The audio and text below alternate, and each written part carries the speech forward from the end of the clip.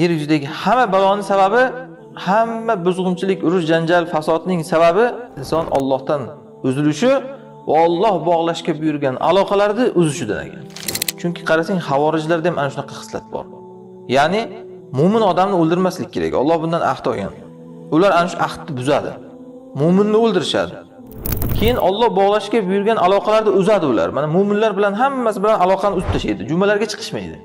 Jamoatlarga chiqishmaydi. Musulmon odamlar uni bir uyiga ovqatga taklif qilsa, borib ovqat yemaydi. Ha bu deydi, kofir, uni go'shini yemayman men deydi. Otam najas, onam najas deb xotinini ham kerak bo'lsa najas, shunaqalarni eshitganmiz. Homilaga takfir beradi. Qornidagi bola palonchadan bo'lgan, u ering paloncha, u kofir, qornidagi bola ham najosat deb. Ana shu darajada Alloh bog'lashga buyurgan aloqalarni uzib tashlashadi. Allohning payg'ambarlarini hammasiga iymon keltirish kerak, to'g'rimi? Biz musulmon tarzda Allohning hamma payg'ambariga iymon keltiramiz. Allohdan uzilgan va Alloh bog'lashni buyurgan ana shu aloqalarni uzgan odamlar keladida endi men Musoga iymon keltiraman, Muhammadga iymon keltirmayman deydi-da, alayhissalom. Tinimsiz urush chiqaradi yer yuzida. Mana yahudiylar kabi. Yana bir keladi, men Isoga iymon keltiraman, Muhammadga iymon keltirmayman deydi, alayhissalom. Keyin tinimsiz urushlar chiqaradi. Mana nasoralarda bu. Bu diniy fasod qilish bo'lsa, irqiy fasodlar ham bor xuddi shunday. Bunisi keladi, men o'zbekman deydi, bunisi keladi, men qirg'izman deydi, bir-bir bilan urushib fasod qiladi, hamma joyda vayron qiladi. Arab, ajam, turk, kurd, rus, xitoy yoki g'arb va hokazo. Mana shunaqangi irqchilik nizolarini ham yoki iqtisodiy nizolar ham chiqaraveradi keyin. Yer yuzidagi hamma baloning sababi, hamma buzg'unchilik, urush, janjal, fasodning sababi inson Allohdan uzilishi va Alloh bog'lashga buyurgan aloqalarni uzishidan ekan. Mana buni ortidan ekologik fasod ham chiqib keladi. Mana shu ham yerda fasod qilish degani. Ekologik fasod degani tabiatni hatto buzishadi. Masalan, davlatlar bir-biri bilan urushib qancha bombalar otib atmosferani zaharlaydi. Yadroviy qurollarni ishlatishib yerda radiatsiya paydo qiladi.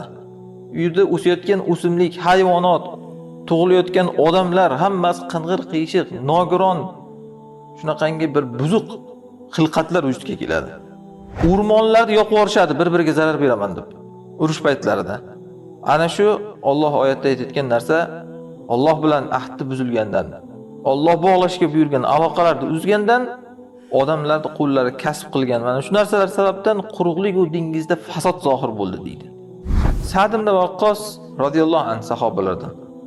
Ana shu kishi aytganlar, "Vallazi la ilaha illahu innahumul haruriyya."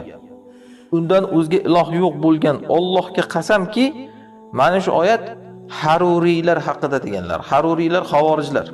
Mana shu oyat xavorijlar haqida deganlar. Qurtubiy rahmatulloh rivoyat qilgan buni tafsir kitoblarida. Nima uchun xavorijlarga tushirganlar bu oyatni? Chunki qarasang, xavorijlarda ham ana shunaqa xislat bor.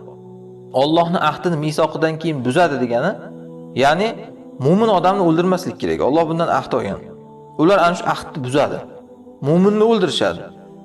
Har xil shubhalar bilan. Shubhalar bo'lganda mu'mindan shubhalarni aritish kerak, shubhalarni daf qilish kerak, shubha bilan hukm qilmaslik kerak. Yo'q, ular shubha bilan mu'minni, u mu'minki Alloh ahd olgan bandalardan bir-biridan mu'minni o'ldirmaysan deb, ular ana shu ahdni buzib o'ldiradi. Sahobalarni o'ldirishgan hattoki. Keyin Alloh bog'lashga buyurgan aloqalarni uzadi ular. Mana mu'minlar bilan hammasi bilan aloqani uzib tashlaydi. Jumalarga chiqishmaydi. Jamoatlarga chiqishmaydi. Musulmon odamlar uni bir uyiga ovqatga taklif qilsa, borib ovqat yemaydi. Ha bu deydi, kofir, uni go'shini yemayman men deydi. Qarindoshlar bilan ham aloqani uzib tashlaydi hammasi bilan. Otam najas, onam najas deb xotinini ham kerak bo'lsa najas, shunaqalarni eshitganmiz. Homilaga takfir beradi. Qornidagi bola palonchadan bo'lgan, u ering paloncha, u kofir, qornidagi bola ham najosat deb. Ana shu darajada Alloh bog'lashga buyurgan aloqalarni uzib tashlashadi. Hech kim bilan aloqa qilishmaydi. Va yerda fasod qiladi degani, qachon bo'lsa bor hamma joyda shoxlab, u yoqda portlatgan, ko'zga ko'ringan odamni o'ldirib ketgan, g'animat qilgan, hammaga kasofati teggan, keyin zarari teggan, qilgan foydasidan zarari ko'p, hamma joyda ana shunday buzadi. Ana shu sifatlar shu xavorijlarda topilgani uchun Sa'd ibn Waqqos radhiyallohu anhu qasam ichib aytganlar, undan o'zga iloh yo'q bo'lgan Allohga qasamki, mana shu oyat xavorijlarga degan. Endi buni ulamolar aytadiki, bu misol bu. Chunki Mana bu oyat Makkiy oyatlardan. Makkada u havorij degan gapning o'zi yo'q edi. Shuning uchun bu yerda oyat aslida kofirlar haqida kelyapti. Lekin havorijlarga ham bir misol tarzida tushiriladi shu oyat deyiladi. Faqat havorijlar degani emas, ya'ni bitta misol u. Qur'on umum kitob. Havorijimi, murjiyasimi, mushrikimi, hammasiga tushaveradi. Agar o'sha sifatlar topilinsa.